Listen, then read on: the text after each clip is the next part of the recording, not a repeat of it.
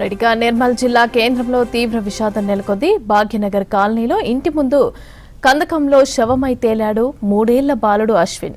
వారం రోజుల కిందట ఇంటి ముందు ఆడుకుంటూ కనిపించకుండా పోయాడు బాలుడు అశ్విన్. బాలుడి ఆచూకీ కోసం వారం రోజులుగా కుటుంబ సభ్యులు పోలీసులు వెతుకుతున్నారు.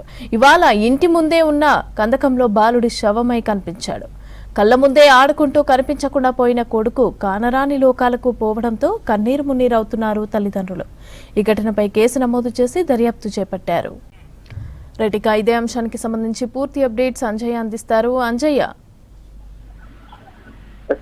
మమత, నిర్మల్ జిల్లా కేంద్రంలోని భాగ్యనగర్ లో విషాదం నెలకొంది. అశ్విన్ అనే బాలుడు గత శనివారం క్రితం అదృశ్యం కావడం జరిగింది. అయితే అదృశ్యమైన బాలుడి కోసం తల్లిదండ్రులు ఒకవైపు అన్వేషణ కొనసాగించారు, అదేవిధంగా పోలీసులు కూడా అన్వేషణ కొనసాగించారు. ముఖ్యంగా బాలుడు ఇక్కడ నుంచి ఎటువైపు వెళ్ళాడని భావించారు, కానీ ఆ బాలుని తల్లిదండ్రులకు తీవ్రమైన ఏదైతే విషాదమైన సంఘటన ఈ రోజు ఉదయం తెలిసింది. ముఖ్యంగా ఇంటి ముందే ఏదైతే ఒక కందకంలో శవమై తేలడంతో ఒక్కసారిగా తల్లిదండ్రులు తీవ్రమైన దిగ్భ్రాంతికి గురి కావడం జరిగింది. బాలుడు అశ్విని ఎక్కడనో ఉన్నాడు, ఎక్కడో వెళ్ళాడు, లేకుంటే ఎవరో కిడ్నాప్ చేశారని భావించారు. అందులో భాగంగానే అడవుల్ని గాలించారు, పరిసర ప్రాంతాలని గాలించారు, బంధువుల వైపు కూడా సమాచారాన్ని సేకరించడం జరిగింది. అదేవిధంగా పోలీసులు కూడా ప్రత్యేకంగా బృందాలను ఏర్పాటు చేసి గాలించినప్పుడు కూడా బాలుని ఆచూకీ లభించలేదు. కానీ ఒక్కసారిగా ఇంటి ముందు ఉన్న కందకమే ఒక బాలుని బలి తీసుకోవడం పట్ల తల్లిదండ్రులు తీవ్రమైన దుఃఖంతో తల్లడిల్లుతున్నారు. ముఖ్యంగా